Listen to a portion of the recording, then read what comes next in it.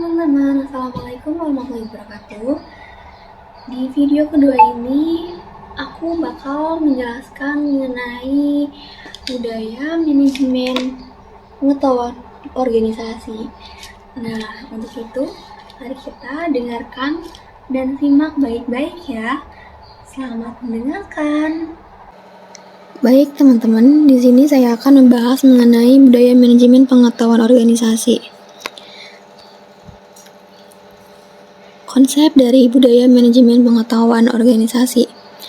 Nah, budaya itu adalah sebagai kompleksitas asumsi, tingkah laku, cerita, mitos, metafora, dan juga berbagai ide lain yang menjadi satu untuk menentukan apa arti menjadi anggota masyarakat tertentu. Budaya adalah pola, semua suasana, material, atau semua perilaku yang sudah diadopsi masyarakat sebagai cara tradisional untuk pemecahan masalah dalam anggotanya. Sudut pandang budaya di sini ada 3. Yang pertama yaitu budaya merupakan produk konteks pasar-pasar di tempat organisasi beroperasi, peraturan yang menekan dan lain sebagainya. Yang kedua, budaya merupakan produk struktur dan fungsi yang ada dalam organisasi. Contohnya itu organisasi yang tersentralisasi berbeda dengan organisasi yang terdesentralisasi. Yang ketiga, budaya itu merupakan produk sikap orang dalam pekerjaan mereka. Hal ini berarti produk perjanjian psikologis antara individu dan juga organisasi. Lalu apa saja cakupan dari manajemen? Yang pertama itu mengkoordinasikan sumber daya manusia, material, keuangan, ke arah tercapainya tujuan organisasi yang efektif dan efisien. Yang kedua yaitu menghubungkan organisasi dengan lingkungan luar atau eksternal dan juga menanggapi kebutuhan masyarakat. Yang ketiga yaitu mengembangkan iklim organisasi di mana orang dapat mengejar sasaran perorangan dan sasaran bersama. Melaksanakan fungsi tertentu yang dapat diterapkan seperti menerapkan sasaran, merencanakan, merakit sumber daya, mengorganisir, dan melaksanakan dan juga mengawasi. Yang terakhir, manajemen juga melaksanakan berbagai peran antara pribadi informasional dan memutuskan apa yang harus diputuskan oleh organisasi.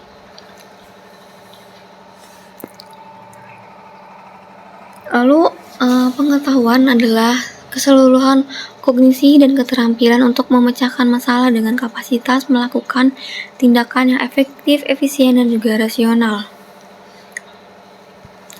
Budaya manajemen menggabungkan ketiga konsep budaya, manajemen, dan juga pengetahuan secara konseptual. Budaya manajemen juga bertolak dari anggapan dasar. Lalu apa saja anggapan dasar itu tersebut? Di sini saya mengambil pendapat dari Hofstede dan juga Andraha pada tahun 2025. Di sini ia berpendapat bahwa budaya adalah kolektif mental program. Jadi, budaya ini dapat diprogramkan atau dimanajemen berbasiskan ilmu pengetahuan. Dan nilai ini bisa berubah dan budaya juga bisa berubah atau diubah. Knowledge management. Knowledge management adalah suatu perorganisasian pengetahuan yang dimiliki oleh individu dalam sebuah organisasi dengan knowledge management. Suatu pengetahuan yang dimiliki oleh individu ini akan dapat menjadi pengetahuan organisasi sehingga bermanfaat bagi organisasi terutama dalam meningkatkan daya saing bisnis organisasi. Manusia sebagai individu mempunyai perilaku individu dalam organisasi membawa ke suatu tatanan kemampuan, kepercayaan pribadi, pengharapan, kebutuhan, dan juga pengalaman masa lalunya. Perilaku individu dalam organisasi menawarkan tantangan dan kesempatan bagi manajer, membantu dan memperbaiki kualitas individu dengan menunjukkan manajer bagaimana memberi kuasa orang-orang untuk merancang, melakukan perubahan dalam organisasi. Pengetahuan sebagian besar berada dalam kepala manusia dalam bentuk tacit knowledge, bukan di sistem informasi yang canggih. Salah satu pendekatan berpusat pada manusia dengan menumbuhkan budaya inklusif terhadap berjalannya proses dalam manajemen pengetahuan. Sebagai contoh, di sini kita bisa lihat ada persentase ya dari skill-skill yang dimiliki oleh tim. Nah, persentase terbesar di sini adalah Photoshop 90%. Untuk itu, dengan knowledge sharing ini, bagi yang belum memiliki pengetahuan mengenai Photoshop itu bisa belajar kepada orang yang mempunyai pengetahuan tentang ini, dan orang yang memiliki keahlian dalam bidang Photoshop ini bisa sharing pengetahuan kepada teman-temannya atau kepada rekan kerjanya yang belum memahami betul mengenai hal tersebut. Bisa juga dari pimpinan perusahaan atau organisasi melakukan pelatihan langsung mengenai Photoshop, dan juga mengenai, di sini kita lihat yang paling kecil itu mengenai CSS ya. Bisa saja pimpinan itu melakukan pelatihan mengenai hal tersebut. Lalu apa sih peran dan fungsi budaya terhadap manajemen pengetahuan? Yang pertama itu ada leadership, kemampuan untuk mempengaruhi, menginspirasi, dan juga mengarahkan orang lain dalam mencapai tujuan yang ditetapkan. Seorang pemimpin yang memiliki kemampuan untuk memotivasi, membimbing, dan membentuk perilaku dan kinerja individu atau tim dalam organisasinya. Terus yang kedua itu ada sense of direction. Ini adalah merujuk pada kemampuan seseorang untuk memiliki pemahaman yang jelas mengenai tujuan, arah, atau tujuan hidup mereka. Ini melibatkan mereka memiliki visi yang jelas tentang apa yang ingin dicapai dan langkah-langkah yang harus diambil untuk mencapai tujuan tersebut. Yang ketiga itu ada climate yang mengacu pada kondisi jangka panjang dalam organisasi. Lalu ada juga teamwork ya.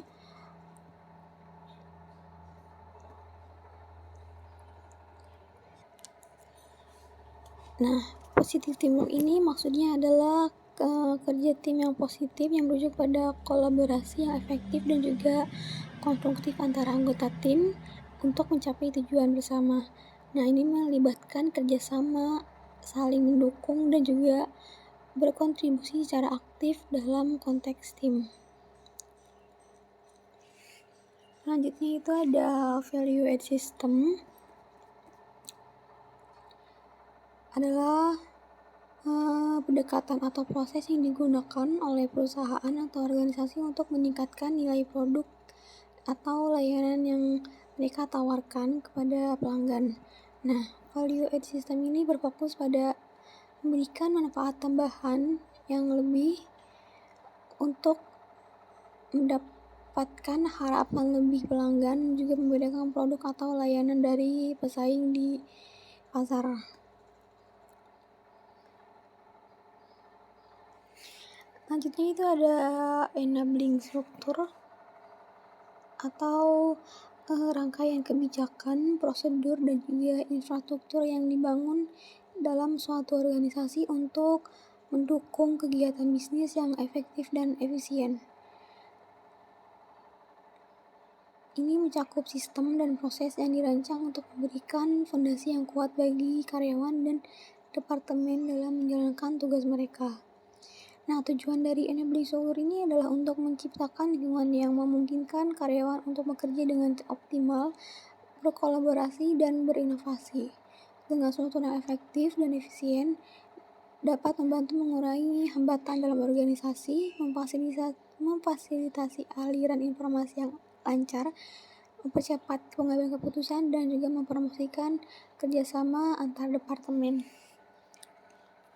Lalu ada appropriate competence,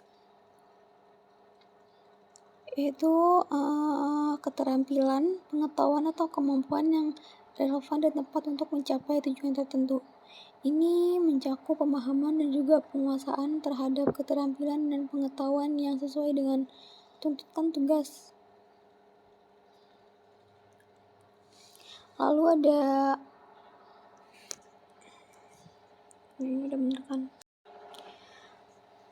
ada appropriate competence atau kompetensi yang sesuai. Ini merujuk pada keterampilan, pengetahuan, dan kemampuan yang relevan dan tepat untuk mencapai tujuan tertentu. Ini mencakup pemahaman dan penguasaan terhadap keterampilan, pengetahuan yang sesuai dengan tujuan, tugas, atau peran yang spesifik. Selanjutnya itu ada developed individual atau individu yang berkembang. Ini mengacu pada seorang yang telah mengembangkan dan meningkatkan keterampilan, pengetahuan, dan kemampuan mereka melalui pendidikan, pelatihan, dan juga pengalaman kerja. Individu yang berkembang secara aktif berusaha untuk meningkatkan diri mereka secara pribadi dan profesional. Seorang individu yang berkembang memiliki beberapa ciri atau karakteristik, termasuk memiliki keterampilan dan pengetahuan yang relevan, kemampuan untuk beradaptasi, kemampuan untuk memecahkan masalah, komunikasi yang efektif, dan juga keterampilan dalam kepemimpinan. Lalu, apa saja sih 7 variabel yang mempengaruhi terhadap kesuksesan organisasi yang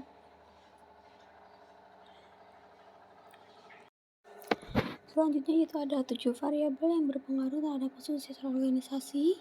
Yang pertama itu ada shared values atau nilai-nilai bersama yang merujuk pada prinsip atau keyakinan yang dipegang bersama oleh sekelompok atau organisasi. Nah, nilai-nilai bersama ini mencerminkan pandangan dan prinsip-prinsip yang dianggap penting dan menjadi dasar untuk bertindak dan berinteraksi. Lalu ada strategi, struktur, sistem, style, dan staff, dan juga skill. Nah, ketujuh hal inilah yang mempengaruhi terhadap kesuksesan organisasi yang terangkum dalam 7S. Baik, mungkin cukup segitu penjelasan materi dari saya. Jangan lupa like dan tinggalkan komentar. Terima kasih. Nah, gimana penjelasan dari aku? Aku minta maaf ya apabila penjelasan dari aku masih banyak kurangnya. Karena namanya juga orang belajar. Jangan takut untuk salah. Dadah!